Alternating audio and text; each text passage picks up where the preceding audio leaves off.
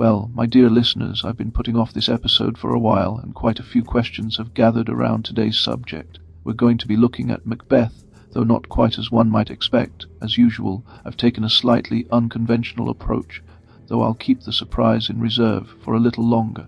I dedicate this episode to my very good friend Nick, a Scotsman who carries Scotland in his blood, heart and soul as one of her true and faithful sons. Macbeth often enters thought as a drama of ambition, prophecy, or blood, yet I find the play beginning in a more intimate terror, one that gathers its force through the household before it declares itself in the kingdom. Shakespeare gives murder a domestic address, so that the path toward political devastation first passes through rooms made for welcome, service, and rest, before the crown is secured, while tyranny spreads across the kingdom as Scotland acquires the speech of sickness. The play asks a quieter question with devastating force: what happens when the house itself learns how to assist a crime? A wall receives the guest within the visible forms of shelter, while a chamber holds his sleep under the signs of entrusted safety. And along the way a corridor carries the approaching footstep toward a body enclosed by hospitality. Nearby, a bell sounds within familiar rooms, its ordinary place in household life darkened by the use to which it is put, while service moves through the building with habitual ease, bearing custom into complicity through gestures that retain their common shape. Each object remains where custom placed it, and its ordinary shape stays with each gesture, which is precisely why catastrophe acquires a form more disturbing than open violence. For the house does not collapse at the moment of murder, but continues to function with a terrible composure. Doors open according to their office, hands wash in pursuit of restored order, and from one room to the next speech passes as though the structure could absorb the deed into ordinary movement. That continuity is what makes the play terrible, since the endurance of use after sacrilege reveals how deeply violence can inhabit the very forms by which human beings dwell together. I am drawn, then, toward architecture before psychology, since Inverness stands to me as more than a setting and enters the action as an active medium through which trust, ceremony, and violation acquire their shape. The castle receives Duncan with such composure that welcome itself becomes part of the danger, while Banquo notices the breeding martlets. Duncan praises the seat, and Lady Macbeth perfects the language of reception in ways that gather domestic grace into fatal preparation. Shakespeare arranges these details with an almost liturgical care, as though hospitality were laying out its vessels before a desecration, thereby giving the crime a ritual gravity that exceeds the mere fact of killing. Macbeth kills a king, certainly, though that phrase remains too abstract for the actual wound, which enters more deeply through the relations it destroys. Since a host cuts through guest right, a subject commits violation against entrusted sleep, and a husband crosses the threshold of his own marriage under a signal his wife has prepared. The deed, therefore, stains more than conscience. It stains use itself, so that bed returns later with altered pressure. The bell returns in that fashion. The gate carries the same burden. The table follows into corruption, and the hand joins them as though action had entered the grain of things. What appears at first as murder, therefore, develops into a more searching disorder, one in which objects endure while their moral vocation changes under the force of the deed they have served. That is where I want to place the lecture's centre, for Macbeth does not present power as something seized only on the battlefield or ratified only in public ritual, but as something that passes first through the intimate structures by which human beings dwell together and make authority habitable. Shakespeare drives deeper than martial spectacle or dynastic contest, since he imagines sovereignty entering common life through shelter, kinship, service, and sleep, all of which give political order its human form before the crown ever appears in ceremonial fullness. The kingdom falls inward, then outward, and Scotland is struck first in the room where a guest should have slept unharmed, which means that public devastation follows from a prior corruption of the domestic bond. From that point onward, the play keeps asking whether political evil begins as a failure of rule or as a corruption of shelter itself, and I think Shakespeare answers with merciless clarity by binding kingship to the household forms that sustain trust. The throne in Macbeth rises from a house that has forgotten what a house is for. How does the seizure of the crown turn desire into ritual guilt, marriage into a pact of ruin, and the household into the first chamber of political damnation? I take that question as the ruling inquiry of Macbeth. The play enters common recollection through an object suspended before the eyes, a dagger hovering in air before a body moving toward murder, yet the more searching wound opens farther inward, at the guest-receiving doors where Shakespeare gathers the ordinary forms of human trust into one charged domestic scene. Beside those doors a wife, reads a husband's letter, while outside a chamber servants sleep, a table waits nearby for its company, and children stand close at hand as future made visible, until blood clings to skin after the deed has passed and reveals that the first devastation of Scotland has occurred within the very structures appointed for shelter, nurture, and continuance. The blade hangs before the body, yet the deeper wound opens in the house, for Shakespeare's tragedy keeps the battlefield within sight, leaves prophecy audible, and subjects kingship to argument, while reserving its most searching labour for indoor spaces first made for lodging and speech. Those same spaces later take shape as nurture. Secrecy enters those spaces as the inward shadow cast by the deed, while ceremony follows in its wake as the public form through which power tries to compose a usable face, and inheritance settles there as well, with the result that Macbeth first destroys Scotland in the very place where Scotland should have found shelter. The opening acts establish a moral geography that criticism has too often thinned into ambition on one side and supernatural solicitation on the other. Shakespeare proceeds with greater severity by bringing Duncan to Inverness under signs of welcome so delicately rendered that Banquo's notice of the martlets upon the walls acquires grave interpretive force, especially when Duncan himself declares, "This castle hath a pleasant seat." A long critical tradition has drawn out the phenomenology of hospitality in that moment, and rightly so, since the castle first appears as a site of sweet air, where reproductive ease follows, and creaturely trust settles over the scene in Banquo's praise of the martlets that breed and haunt upon the walls. Duncan enters as king, yet he also enters as guest, while his host receives him as subject, as kinsman, and as guardian of the threshold. Ceremony, therefore, begins in greeting, takes fuller form through placement, gathers force through commendation, and reaches completion in bodily nearness, as Lady Macbeth bids Duncan all our service in every point twice done and then done double. What stands before Macbeth exceeds political opportunity, since Duncan arrives clothed in relation. Kingship marks him, kinship follows, guest right attends him, and sleeping vulnerability entrusts itself to another's walls. Macbeth knows this before he acts, and his first great speech of deliberation remains among Shakespeare's sternest anatomies of moral knowledge precisely through the way it draws sovereign beside kinsman, places guest beside host, and gathers subject into the same reckoning. He's here in double trust. The murder begins in lucidity, and that point propels our inquiry from that very moment onward. Once that is seen, Lady Macbeth's place in the structure acquires fuller weight. The weird sisters speak upon the heath under exposed sky. Fair is foul, and foul is fair. Their battle mingles with rank, and the shifting texture of language moves in public air. By contrast, Lady Macbeth receives the prophecy indoors. She reads a letter within the intimate circuit of marriage, so public revolution enters the home before it enters the state. In that act a wife reads, desire acquires syntax, and a possible future takes shape as a household project. Shakespeare withholds the throne room and leaves the army at a distance. He denies her any formal office of counsel, yet he gives her a chamber. A letter rests in her hand, bearing Macbeth's amazed report that the sisters hailed him with Thane of Cawdor and King that shalt. Her husband stands before her as a man whose inward grain she has studied, a man whom she judges too full o' the milk of human kindness. The king expected before sunset occupies the same frame. Knowledge precise enough to turn the domestic machinery of a rival toward murder becomes hers as well, and her resolve gathers force in the vow that Duncan shall never see tomorrow. Such a distribution of means proves decisive, since the political crime can only take flesh through household administration. I read that choice as fundamental to the tragedy's originality, for other Shakespearean usurpers rise in open conflict under public claim, or within dynastic dispute, whereas Macbeth rises through the inward corruption of shelter. Her language makes that corruption palpable through the conversion of nurture into violence. Lady Macbeth's most famous invocation has long drawn criticism toward gender. The raven himself is hoarse that croaks the fatal entrance of Duncan under my battlements. The summons that follows drives deeper. Come, you spirits that tend on mortal thoughts, unsex me here, and fill me from the crown to the toe-top full of direst cruelty. Blood enters the speech at once. Make thick my blood, while the maternal body becomes the site of desecrated exchange in the plea. Come to my woman's breasts, and take my milk for gore. Darkness then receives its charge through the wish that thick night might pall itself in the dunnest smoke of hell, so that the knife may evade even its own sight. Other readings press upon bodily alteration. The refusal of softness enters the account as well. So does the dark aspiration to inhabit a condition severed from maternal pity. Each path bears fruit, yet the speech strikes me most fiercely through its domestic material. Milk stands there, while infant care takes its place beside it, and memory of the nursing body joins them as well. The imagery belongs unmistakably to the house, reaches inward to the chamber, and settles within the female economy in which feeding joins protection. Shakespeare lets Lady Macbeth seize that material in order to bend it toward sacrilege.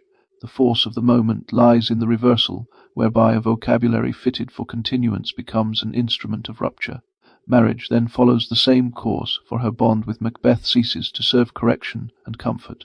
Later it ceases to serve procreation and the sustaining weather of daily life. At last it becomes a liturgy of incitement in which she defines courage for him, names hesitation for him, and translates his scruple into deficiency, until the taunt arrives in its sharpest form. When you durst do it, then you were a man. What begins in tenderness of access, within the authority peculiar to conjugal knowledge, moves toward a pact whose first fruit is a body opened in sleep. Macbeth's own passage toward the deed shows how desire becomes ritual guilt, for the murder already inhabits his imagination before Lady Macbeth enters, and the consequence has already been weighed in that inward tribunal where ambition appears to him as vaulting ambition, which o'erleaps itself 1:7, so that her speech does not create the desire at all so much as gather it into order, giving it a setting, assigning it its signal, clothing it in ritual form, and drawing it toward the grave, cadence of an enacted rite. The bell she rings therefore sounds through the tragedy as far more than a practical cue, since it becomes a domestic summons turned infernal command, and Macbeth receives it in exactly that spirit when he says, "I go, and it is done, the bell invites me." One room thus calls another into blood, while a wife sends her husband through corridors toward a guest's bed, drugged servants lie outside, ready daggers wait near at hand, and the sleeping body remains enclosed within the trust of walls, so that Macbeth proceeds less as a mere killer than as a dark celebrant whose act has entered the form of an anti-sacrament, a parody of royal service whose desecrating force depends upon the very household order it violates. Once desire has taken flesh in such a sequence, appetite yields to ritual guilt, and the whole action moves under a harsher discipline. Knowledge prepares the deed, while consent secures its progress. The signal then releases the hour, the stroke fulfills its purpose, and the returning body carries the stain back into the house from which it first emerged. Blood confirms that transition with terrible clarity. In the opening movement of the play it remains legible within a heroic economy, for the captain bleeds in loyal service, and Macbeth's sword smokes upon the battlefield, so violence still bears public sanction through the defence of the kingdom. After Duncan's murder, however, the same substance acquires another valence, and begins to act within the chamber as a sign that remembers what it touches. It settles upon the hands that performed the deed, smears the instruments that served it, and then passes by deliberate transfer to the sleeping grooms, since the fabricated tale of guilt requires blood to assume the burden of script as well as evidence. Shakespeare gives that alteration a central place in the tragedy's whole argument, and Macbeth already feels its excess when he asks, "Will all great Neptune's ocean wash this blood clean from my hand?" while Lady Macbeth answers with the terrible household brevity of, "A little water clears us of this deed." Yet the hand does not leave the deed behind, for Macbeth senses at once that a more ancient record has awakened, one that returns in recollection, enters sleep, bears itself into speech, thickens the atmosphere, and settles at last within the body's involuntary archive until Lady Macbeth's later confession, "All the perfumes of Arabia will not sweeten this little hand," reveals that blood has ceased to function as mere visible residue and has become the abiding form in which action continues, to inhabit the doer. The murder of sleep makes the same point in a register still more metaphysical, for Macbeth hears the cry that he has murdered sleep, and that cry reaches far beyond the recoil of a frightened mind, since sleep belongs to creaturely trust, marks the body's daily surrender beneath a roof that promises a guarded interval from danger, and gathers within itself the whole human faith by which a chamber becomes shelter rather than exposure. Duncan sleeps there as king, yet he also sleeps there as guest, as an older man, as kinsman, and as one received into a subject's care, so that when Macbeth kills him that entrusted space, the deed wounds kingship by way of hospitality, and wounds hospitality by way of sleep, until the chamber itself seems to recoil from its own vocation, and the bed begins to resemble a tribunal before which the murderer has already been arraigned. Scholarship on insomnia in the play has rightly noticed how the affliction spreads through persons and polity alike, though I would press the matter inward toward the architecture of the house itself, where rest has been broken at its root, and where Macbeth's inward life alters at once under the force of a knowledge he cannot master, for night itself begins to remember. The walls continue to hold what has been done, and the damage reaches beyond the doer into that shared human confidence by which doors secure, servants attend, Kinship gives habitation its tenderness, and the whole house stands or falls as a form of trust. The Porter scene then opens the gate upon judgment with a comic violence that deepens rather than relieves the catastrophe, since the drunken fantasy of Hellgate names with grotesque accuracy what Inverness has now become, a threshold through which hospitality still appears to pass even while damnation has already taken up residence within. Much criticism has tied the scene to the language of equivocation current after the Gunpowder Plot, and that context certainly illuminates the infernal wit of the moment, yet the gate matters to this lecture for a sharper reason, inasmuch as a house receives its moral definition at the threshold, at the place where welcome meets scrutiny, where the stranger gains admission under signs of trust, where danger ought to meet exclusion, and where language ought to perform clarity instead of concealment. Once Duncan lies murdered within, the entrance itself changes meaning, so that the porter's coarse joke becomes a grim ontology of the house, for false speech circulates there, treason follows upon smiling forms, concealment hides the heart, and grotesque hospitality reigns where gracious reception had once stood. Duncan praised the castle. Lady Macbeth adorned her face with welcome. Macbeth greets Macduff in measured tones after the deed. Thus the house becomes a theatre of doubleness in which ceremony survives as mask while truth has retreated into blood, and such doubleness gives political damnation its verbal form once the domestic structure that should have secured truth at the threshold begins to traffic deceit. Macduff's discovery of the body completes the desecration of hostly order. The scene gains force through the ordinary office with which Macduff arrives, for he comes to wake the king and performs an act that belongs to the courtesy of lodging. That act follows the morning rhythm through which household service touches royal dignity. He enters to perform a gesture of care. He finds slaughter instead, then cries, "Oh, horror, horror, horror!" Shakespeare turns the most banal duty of attendance into the mode through which horror becomes visible, while Macbeth's immediate murder of the grooms shows the next phase of ritual guilt. One crime generates the need for another, since the false tale requires fresh blood, and narrative management demands bodily action, until confusion now hath made his masterpiece. Studies of the discovery scene have often observed how Macbeth reaches toward theatrical over-performance in his explanation, as though excess emotion might seize the place of truth. I would say more, namely, that once kingship has been grasped through domestic violation, every subsequent gesture of public legitimacy remains dependent upon renewed manipulations of the household frame. That frame asks who slept where, brings the daggers and their bearer into view, fixes upon the body nearest the bed, and passes toward the question of whose speech can still command belief. The banquet scene reveals the collapse of that effort with a magnificence few tragedies equal. A king confirms his place through ceremony by sitting among his thanes, ordering the table, and offering welcome. Lady Macbeth herself understands this economy when she insists that to feed were best at home. From thence the source to meat is ceremony, for the household here should act as the visible body of stable rule. Macbeth, however, brings Banquo's murder to the banquet door, and the ghost returns in the seat reserved for royal presence, so that Macbeth must ask, "Which of you have done this?" Dyson long ago saw that the banquet scene stands at the structural heart of the play, that judgment remains exact. A seized throne discovers its vacancy at table when Macbeth finds that the table's full. The murderer who perverted hospitality in Duncan's chamber tries to stabilize kingship through hospitality in his own hall, yet the hall rejects him. Banquo's silent occupation of the chair turns blood into public memory. The house that helped create the crown now begins to deny the crown's claim to inhabitable form. Marriage frays under the same pressure. The Macbeths moved with terrible coordination. Lady Macbeth prepared the servants. Macbeth executed the deed. Lady Macbeth restored the daggers to the chamber. Macbeth's nerve failed. Command steadied the aftermath. At the banquet, however, that compact gives way beneath divergent apprehensions of reality. Macbeth sees what Lady Macbeth cannot see, so that the scene breaks upon Macbeth's cry, "Which of you have done this?" while Lady Macbeth manages surface, dismisses the guests, and bandages the scene with social intelligence through the insistent "Sit, worthy friends." My lord is often thus, even as the old pact begins to devour itself. The marriage had served as engine of ascent, yet once the crown has been won, the bond finds itself tasked with sustaining a kingship born from sacrilege. Secrecy gave that kingship its shelter. Repeated blood gave it continuance.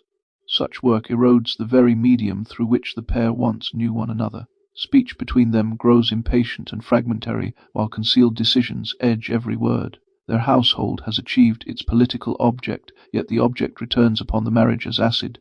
Guilt enters the bedchamber by stages, and intimacy converts into mutual estrangement. A pact of ruin always contains this reflexive movement, for it first conquers outward order, then feeds upon the relation that authorized the conquest. Banquo's issue brings succession into the argument with equal force.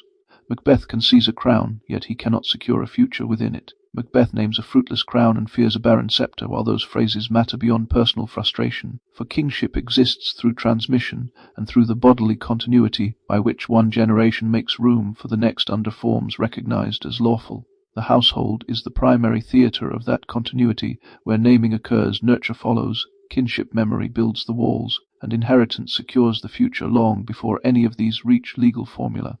Macbeth's house, by contrast, can only imagine futurity through murder. Banquo must die, while Flens must be hunted. Scholars attentive to the play's imagery of destruction have often noticed how sterility and waste cling to Macbeth's reign, and I would anchor that perception in the collapse of domestic order itself. Succession should move through cradle toward education and through education toward lineage, whereas Macbeth installs the assassin. Blood becomes anti-genealogical, writing against futurity and making the future appear as rival seed demanding extermination in place of the field of continuity through which rule finds its moral horizon. That logic reaches its fullest exposure at Fife. Macbeth's assault upon Lady Macduff and her children appears at first glance excessive, even by tyrannical standards. Yet the act grows with grim coherence from the play's prior structure, for a ruler born through the violation of guest right must eventually make war upon households. Macduff's castle offers a rival image of domestic life, a life in which complaint sounds, anxiety follows, and Lady Macduff's protest, "He loves us not," arises within a recognizably moral order. Within that order, a wife expects return, a child answers wit with wit, servants remain tied to local loyalties, and kinship retains social warmth, even at the moment when the murderer's entrance turns the house toward the cry, "What, you egg?" 4-2. Macbeth's regime is hostile to the existence of such spaces, for they incarnate the very forms of trust and continuity Macbeth's own ascent has poisoned. The slaughter at Fife, therefore, stands as more than revenge against a political opponent.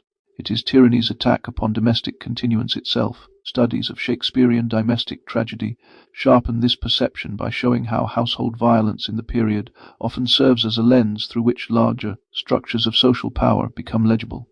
Macbeth radicalizes that pattern, for the tyrant reaches the state through the house, then seeks to preserve the state by annihilating houses. Malcolm's testing scene in England discloses the counter-principle. Readers in haste often treat the passage as political inventory, worthy, instructive, faintly inert, yet the play itself grants it great weight, for Malcolm names the graces becoming a king: justice, verity, temperance, stableness, bounty, perseverance, mercy, lowliness, devotion, patience, courage, fortitude. Ribner's old account of political doctrine in the play keeps its force at this point, for Shakespeare clearly opposes lawful sovereignty to tyrannical appetite through a moral vocabulary of rule. These virtues, however, require embodiment. Households remain secure in inheritance under a just king, thresholds grow dependable under a truthful sovereign, grief receives its lawful speech under a merciful ruler, and violence meets restraint under a patient one. Malcolm's scene therefore illuminates the whole lecture's central claim, namely that kingship lives or dies in the human forms through which persons dwell together. A bad king makes the house afraid, whereas a true king restores the conditions under which a house may again become a shelter, a place where sleep is possible. Meals nourish, mourning finds form, counsel is given, and succession proceeds beneath acknowledged law. The language of sickness and cure in the later acts extends this insight. Scotland groans beneath Macbeth, the country bleeds, each day brings new widows and new orphans, and new sorrows strike heaven on the face. The state appears diseased.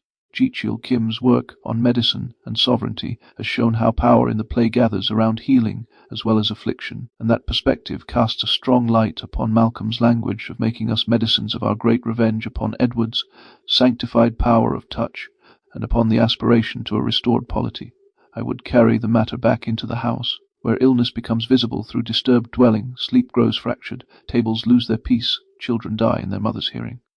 Lady Macbeth's hand remains trapped in remembered washing, crying out, "Damned spot." Out, I say. Cure must therefore mean more than victorious battle.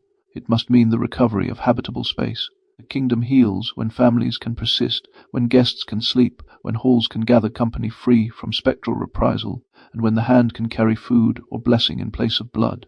Shakespeare imagines sovereignty through those close textures of life. Lady Macbeth's sleepwalking scene offers the bleakest proof that blood functions as metaphysical record. Early confidence in water now returns as futile compulsion, for the hand repeats its old office, the body becomes archive, and smell itself turns judicial in the cry, "Here's the smell of the blood." Still, critics attentive to the scene's moral and somatic force have long recognized that her suffering exceeds ordinary remorse. Since insomnia haunts the night, compulsive gesture marks the hours, and involuntary recollection turns the scene into a bodily afterlife of the deed. I am drawn to the way Shakespeare gives the scene a domestic setting stripped of mastery, for a gentlewoman watches, a doctor watches, and the great lady moves through a chamber poised between privacy and exposure, while her words gather Duncan, Banquo, and Lady Macduff into one terrible company. The Thane of Fife had a wife. Where is she now? The dead assemble through stain rather than apparition. Blood thus proves more than visible residue, acting as a record that consciousness cannot govern, so that action continues to inhabit the doer after policy. Rhetoric, costume, and rank have all failed. The hand comes back red in sleep through the same law by which the house remains under sentence after the murder has passed. Macbeth hardens under a related law. At the beginning he thinks before he acts, yet by the final movement he declares that the firstlings of my heart shall be the firstlings of my hand, so that interval collapses and reflection yields to immediacy. Such acceleration reveals the mature shape of tyrannical rule. The household once enabled his crime, later it appears to him as expendable matter. Prophecy feeds him until violence begins to answer every pressure, while human mediation withers under that exchange. Scholarship concerned with the play's moral, political, and temporal pressures has often read this hardening as a contraction of judgment into coercive appetite, a condition in which rule seeks instant execution through its growing estrangement from the forms that once restrained it. I propose a domestic phrasing that gathers these lines together. Macbeth's soul narrows in proportion as the forms of ordinary relation cease to bind him, and that narrowing reveals more than personal corruption, for it shows a ruler passing out of the human reciprocities through which power first acquires moral shape. Guest right loses its claim upon him. Marriage survives as an instrument already worn by secrecy. Paternal futurity rises before him in the distorted image of a rival line, and service remains present as matter to be compelled, deployed, or destroyed. Under that pressure the house itself changes meaning, until it can appear to him only as fortress shell or as target, as when he resolves upon Macduff's line. The castle of Macduff I will surprise, seize upon Fife, give to Tay sword his wife, his babes. Such vision marks complete damnation in Shakespeare's terms, for it means that power has severed itself from the human forms that first gave it meaning.